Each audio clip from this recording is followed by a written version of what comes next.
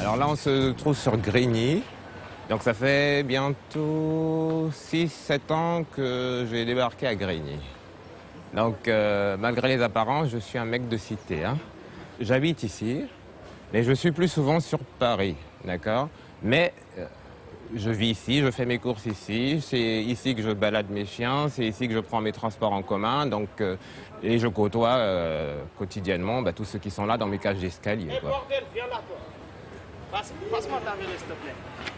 Dès qu'on parle de cité, c'est danger, c'est violence, c'est forcément des gens qui font n'importe quoi. Moi, je suis venu, j'ai vécu également dans le 78 à Mantes-la-Jolie. J'ai vécu le quartier de Val-Fouret. Donc c'est très connu, c'est très chaud. Mais comme je dis, quand on gratte bien, il y a de tout. Il y a des docteurs qui habitent les cités, il y a des médecins, il y a des avocats, il y a des gens bien. Il n'y a pas que de la racaille. Je suis gay. Et en plus, dans mon cas bien précis, je suis androgyne. Donc, qu'importe ma sexualité, on s'interroge sur ma sexualité. Parce que j'ai un flou entre le féminin et le masculin. Donc finalement, je me suis dit qu'importe où je me trouve, ce sera la même chose. Donc, Grigny, c'est sympa, j'y reste.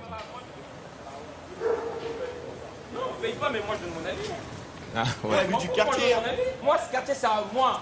Dès que tu viens, t'habites dans une banlieue et que tu habites dans des quartiers sensibles, genre Grigny, moi, Corbeil, tout ça, ils vont dire oh vas-y lui c'est un banlieusard, obligé il va foutre la merde, obligé il va faire des trucs comme ça. Ils essaient de mettre tout le monde dans le même sac.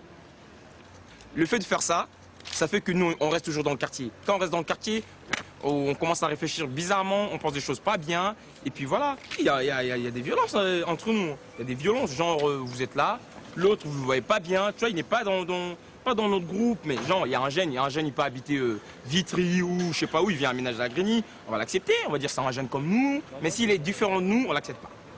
Je vais dire quoi, différent de nous, c'est un PD, voilà, homosexuel, des trucs comme ça, il est un peu bizarre par rapport à nous, et quand t'es comme ça, non, on t'accepte pas. Scarfeezy, donne ton avis là. Donne ton avis là sur les DEP là. Ça te fait réagir un peu cette discussion Il y a un problème général. De toute façon, déjà ça prouve leur ouverture d'esprit. D'accord? Les gens ils pensent que la sexualité définit une personne. Alors qu'on est beaucoup. Alors, enregistre ça, c'est intéressant. Nous, par rapport à notre religion, être PD, franchement, pour moi, attends, laisse-moi m'exprimer. blasphème à l'état pur, hein. Tu peux pas être PD. Est-ce que tu mets le nuage en dessous ou tu mets la terre en haut? Mais non, ça c'est un discours qui est un peu insensé, cher ami. Hein.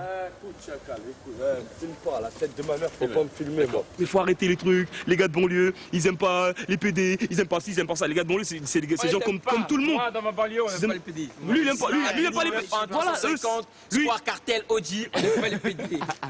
Ici, nous, Grigny 359, 1, 350, Square Cartel, Audi, on représente que des boucs. On n'aime pas des PD. Voilà. Ouais, mais ils s'en battent les couilles, nous, On on s'en les bat aime les pas. couilles. Point barre. Je peux te poser une question? Ouais, vas-y. D'accord. Tu es hétéro. On est d'accord? J'aime les femmes, ouais. Ok. Je suis polygame. Moi, j'aime Non, les non, femmes, non, ouais. non, mais attends, tu peux me laisser finir, d'accord. Tu aimes, d'accord. Tu aimes les femmes, d'accord. Ok. Moi, quand je te croise dans ma cage d'escalier, d'accord, est-ce que je te dis, et je te demande, est-ce que tu es performant au lit avec ta femme? Est-ce que tu arrives à lui faire jouir correctement? Est-ce que tu es éjaculateur précoce? Donc tu es autre chose que ta sexualité. C'est clair ça? Et là, les jeunes, là, la réaction du jeune qui est quand même très dans un système de rejet, pourquoi d'après toi il est dans ce système-là? Le jeune homme qui parle qui a les tresses, exactement. Je l'ai déjà entendu plus ou moins dire à ses copains quand je passe, attention, il y a McDonald's qui passe. Donc effectivement, c'est pas nouveau. C'est ce que je vis tous les jours, mais je passe à travers. Déjà, il ne faut pas oublier qu'il avait ses copains autour, donc ça en a rajouté. Hein. Il doit faire le macho, il doit être un peu comme mon chien quand il a un autre chien autour. Il faut jouer le dominant. Hein. Donc il a dû en rajouter un peu. Mais il doit le penser sincèrement, c'est ça le problème. Il doit le penser sincèrement. Mais effectivement, il ne se rend pas compte à quel point il fait du mal. Non seulement, moi je suis tel que je suis et je l'assume. Comme je dis, je passe à travers les balles. Mais autour de lui, il y en a d'autres qui le vivent mal et qui sont obligés de jouer un rôle. Tous les jours, de jouer un rôle pour appartenir à un groupe. Je ne sais pas si c'est un comportement idéal ou c'est ça la société. C'est la grande question. Moi, je suis un ovni. Hein. Othello. Alors Othello, c'est un Basenji, il n'y en a pas beaucoup en France. C'est les chiens des pharaons, mais actuellement, ils sont beaucoup plus utilisés par les pygmées. C'est-à-dire qu'ils les portent autour du cou, et une fois qu'ils ont chassé, l'animal va chercher le gibier. Je pense que la violence, elle vient un peu de tout. Il y a les problèmes d'emploi, il y a le problème de regard des autres. Effectivement, il y a plus de chômage dans la cité. Il y a le fait que comme on s'ennuie parce qu'on a moins d'argent, donc on fait plus de bêtises. On a beaucoup plus de temps pour préparer des conneries. Donc forcément, effectivement, la violence, elle est là, quoi. La violence, elle naît de tout ça, de toute cette oisivité.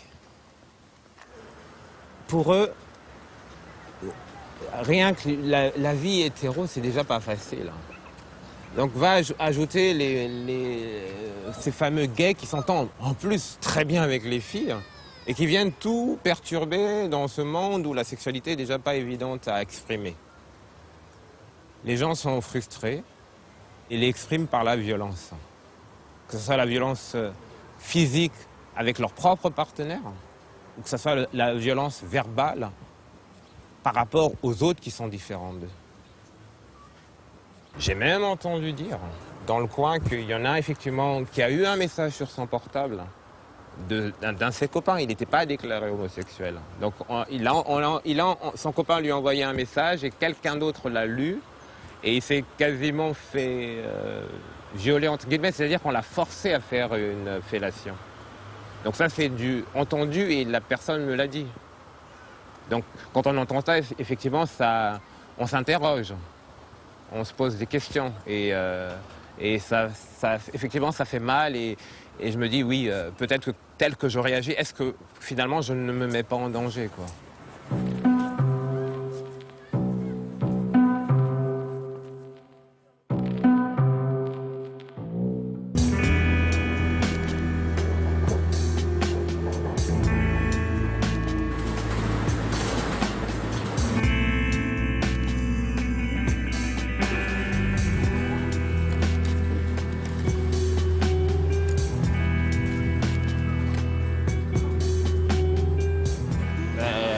Là, on se trouve dans un cybercafé pas loin de Châtelet-Les-Halles. C'est un endroit où je viens souvent pour tchatcher avec tout le monde et notamment les gays. Alors, on va dire ce qu'il dit. Je suis beau gosse rebeu et je cherche rebeu only. On dit dans les cités, il n'y a pas de gay. Pourtant, là... Voilà, je suis assis là. C'est écrit noir sur blanc. Île-de-France 93. Il s'appelle Mohamed. Il a 24 ans.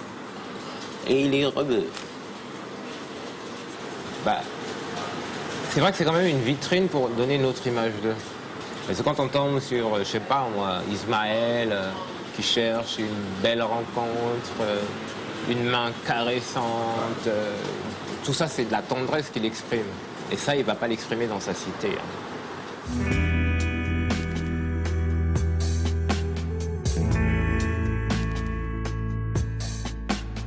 Moi, quand je viens dans le Marais, je viens déjà pour passer un bon moment. Je veux venir me poser et être posé par rapport au regard des gens. Je viens éventuellement dans le hasard. S'il y a une belle rencontre, je ne vais pas la refuser. Mais je préférais faire cette belle rencontre au RER de Grigny. Bonjour. Bonjour. Ça va bien? Ça va, et vous-même? Ben, je vais juste essayer le chapeau que je vous ai réservé la dernière fois. C'est du 59 comme d'habitude. C'est ça. Voilà. Voilà, monsieur. Donc on va essayer. Juste regarder. Vous admirez. Alors, une chose est sûre, que je me trouve dans le Marais ou dans le 9-1, je suis moi-même. Je suis tel que vous me voyez aujourd'hui.